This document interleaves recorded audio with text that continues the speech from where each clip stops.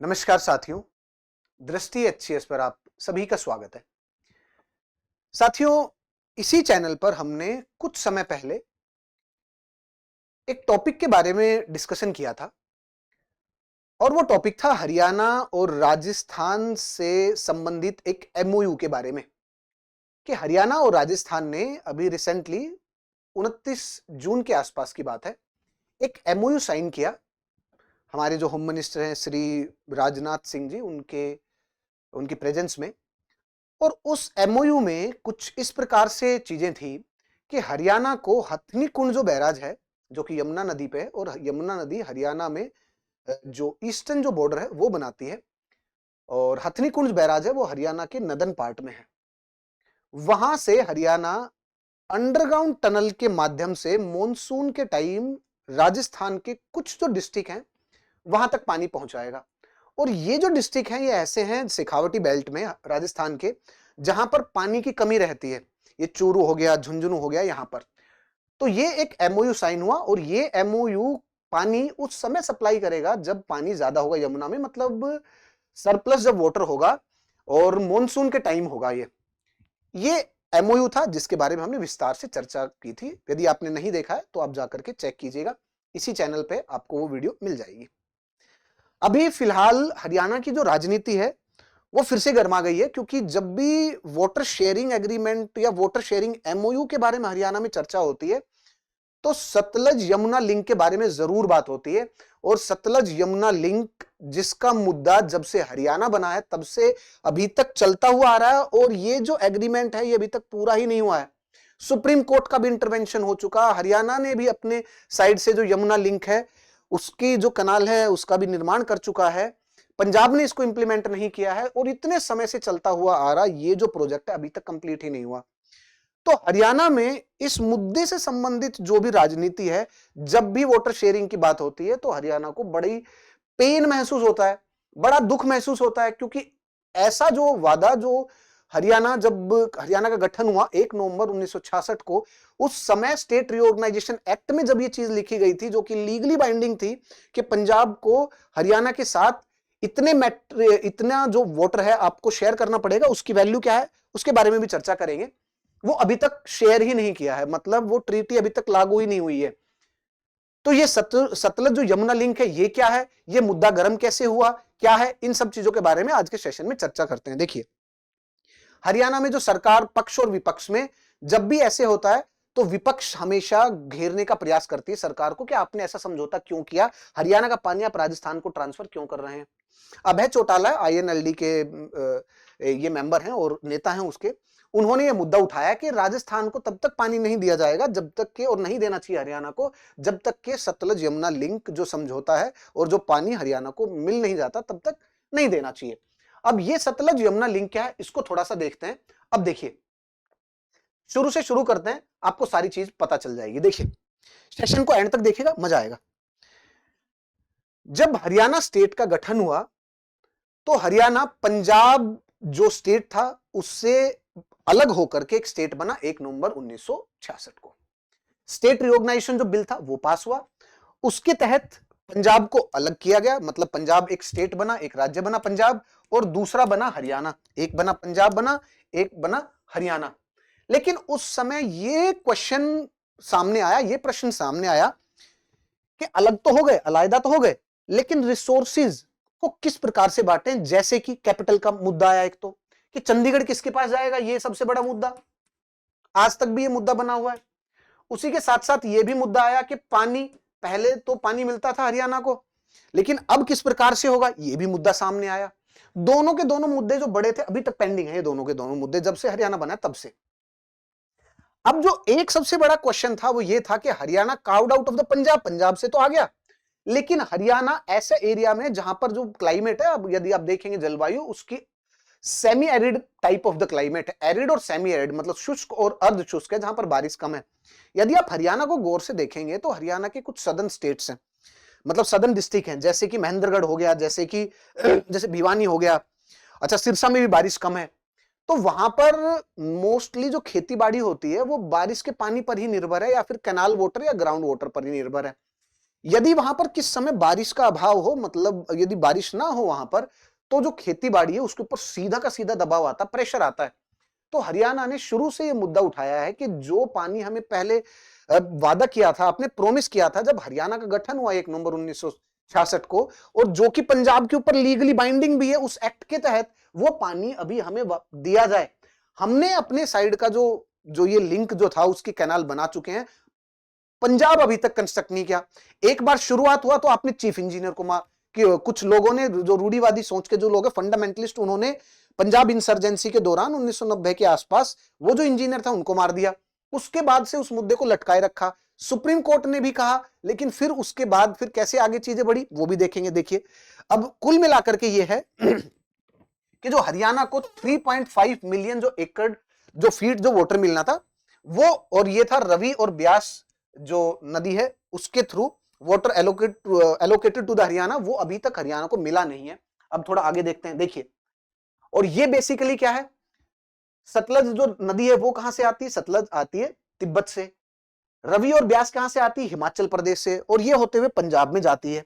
जब हरियाणा पंजाब के साथ एक ही राज्य था तो हरियाणा को कुछ पानी, इस चीज का जो पानी है वो शेयर होता था हरियाणा को, क्योंकि वो एक ही स्टेट थे। लेकिन जब अलग हुए तो ये रिसोर्स शेयरिंग में प्रॉब्लम आई, और ये फाइनली आज तक है। हरियाणा जब अलग हुआ तो स्टेट रिओर्गेनाइजेशन जो एक्ट है उसमें लीगली ये बाइंडिंग था पंजाब के ऊपर कि आप दोनों स्टेट मिलकर के, मतलब कुछ उसमें हरियाणा जो उस कैनाल का और ये जो प्रोजेक्ट होगा इसका हिस्सा कुछ हरियाणा बनाएगा, कुछ पंजाब। जैसे कि 214 किलोमीटर तक की जो लेंथ है इस कैनाल की, उसमें कुछ पोर्शन हरियाणा बनाएगा, कुछ पंजाब बनाएगा। उसके बाद इसका इंप्लीमेंटेशन होगा। ये था पूरा का पूरा प्लान, प्रोविजन। लेकिन हुआ क्या है वो देखते हैं। 1966 में जब गठन हुआ, उसके बाद से देखिएगा 1966 में जब गठन 1966 में जब गठन हुआ पंजाब रिओर्गेनाइजेशन एक्ट के तहत, तो हरियाणा को तो पानी की डिमांड थी। पानी की डिमांड इसलिए क्योंकि सूखा एरिया है, पहले थोड़ा सा मिल जाता था लेकिन अभी प्रॉब्लम है। स्टेट रिओर्गेनाइजेशन एक्ट में लिख दिया गया कि ठीक है आपको पानी का कुछ ना कुछ शेयर मिलेगा, लेकिन इसका क्रियान्वयन एक्चुअली हुआ ही नहीं काफी समय तक, ये डामाडोल परिस्थिति में रहा। 1980 के बाद से जब पंजाब में इंसर्जेंसी रही, पाकिस्तान सपोर्टेड रहा, तो फंडामेंटलिस्ट जो ग्रुप थे उन्होंने इस मुद्दे को उठाया कि पंजाब का जो पानी है वो हरियाणा को नहीं शेयर किया जाएगा, ये पंजाब का राइट है, पंजाब का रिपेरियन, क्योंकि पंजाब में वो नदियां बहती हैं, therefore it is the riparian right. और उन्होंने उस राइट को इन्वोक किया कि जहां पर नदी बह रही पानी तो उसका है, दूसरे का उसमें मतलब क्या है, लेना देना क्या है। उन्होंने उस राइट को इन्वोक करते हुए हरियाणा को वो जो पानी था वो डिनाई कर दिया, और अपने साइड की जो कैनाल जो थी उसको बनाने से इनकार कर दिया। ये मुद्दा रहा। उसके बाद अब थोड़ा सा आगे चलते हैं। प्राइम मिनिस्टर ने 1982 में इनोग्रेट्स द फिजिकल कंस्ट्रक्शन, मतलब ये क्रोनोलॉजी देख रहे हैं कन्फ्लिक्ट की, और 1976 में आवंटन किया गया था, सेंट्रल गवर्नमेंट ऑफिशियली अलॉट्स कि भैया 3.5 MAF जो वाटर है, मिलियन एकड़ जो फीट जो वाटर है वो हरियाणा को दिया जाए। पंजाब ने इमीडिएटली उसको अपोज कर दिया, लेकिन उसके बाद थोड़ा सा समझौता हुआ और उसके बाद उसको इनोग्रेट किया गया, लेकिन ये फाइनली भी अकॉर्ड आ ही नहीं पाया। और जो ये जो समझौता था, इसमें इसके बाद एक और समझौता हुआ जिसको हम बोलते हैं राजीव लोंगेवाला जो समझौता था, ये अकॉर्ड साइन हुआ। इस अकॉर्ड में भी ये प्रोमिस किया गया था परमानेंट ट्रिब्यूनल पहले बनाया जाएगा पानी के लिए, क्योंकि इंसर्जेंसी के दौरान ये बहुत बड़ा मुद्दा बना था पंजाब में कि पंजाब का किसानों का जो पानी है वो हरियाणा को दिया जाएगा। और क्योंकि इंसर्जेंसी का एक मुद्दा था, जब पंजाब की इंसर्जेंसी जब शांत हुई तो केंद्र सरकार के साथ पंजाब स्टेट ने एक अकॉर्ड साइन किया जिसका नाम था राजीव लोंगेवाला समझौता और अकॉर्ड।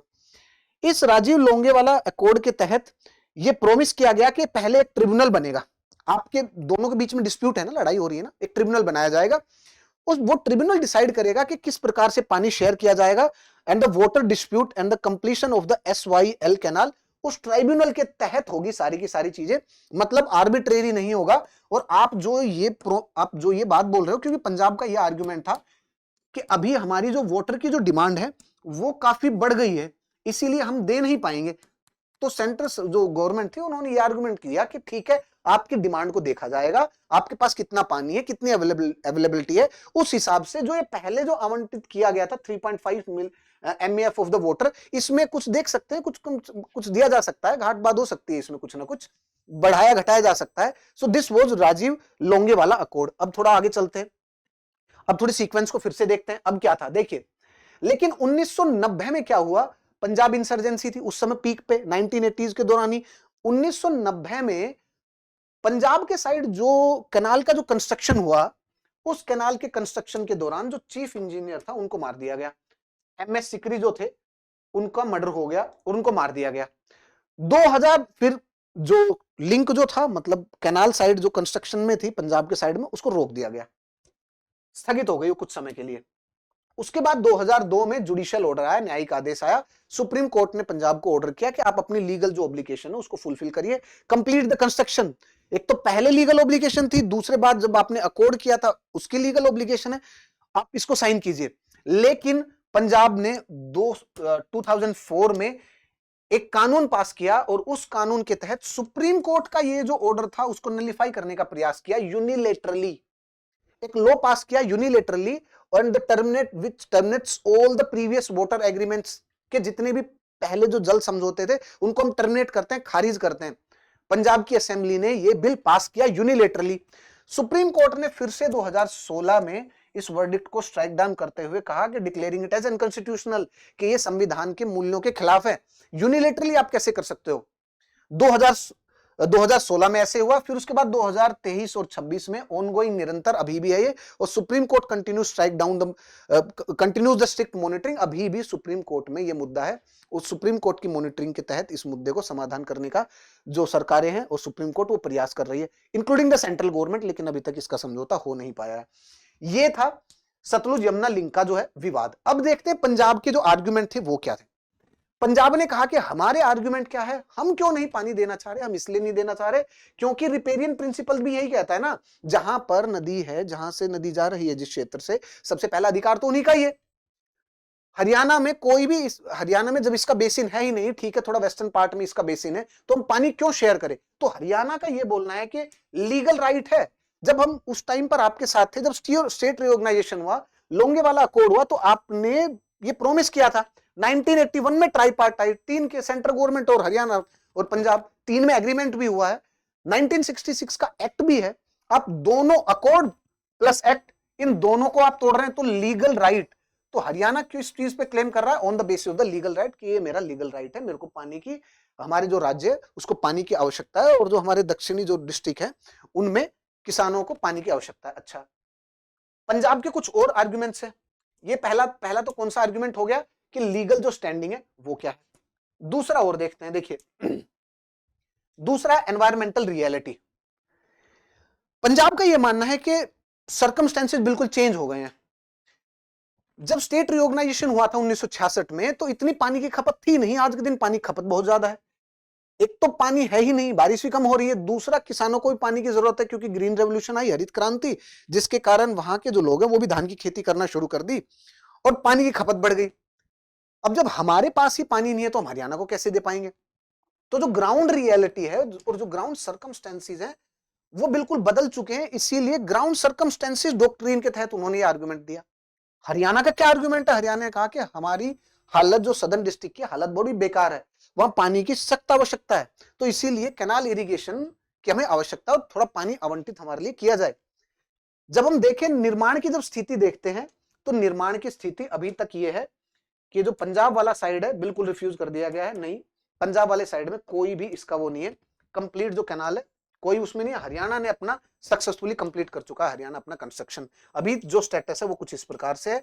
और यदि हम देखें तो ग्राउंड रियलिटी पंजाब का ये है कि भैया हमारी रिक्वायरमेंट जो है वो बहुत बढ़ गई है, हमारा वाटर डेफिशिएंसी बहुत ज्यादा है। More than 75% of Punjab administrative जो ब्लॉक है वो ऑफिशियली देखिए ओवर एक्सप्लॉइटेड उसमें आ गए हैं। ग्राउंड वाटर जो जोन है वो ओवर एक्सप्लॉइटेशन में। यदि हम सरफेस वाटर भी दे देंगे, मतलब दो तरीके के वाटर, ग्राउंड वाटर रिसोर्सेज हो गया जो भूजल से निकालते हैं, सरफेस वाटर जो नदियां हो गई किसी भी क्षेत्र में, ये दो बड़े रिसोर्स होते हैं जहां से जल जो आपूर्ति है उसको पूरा किया जाता है।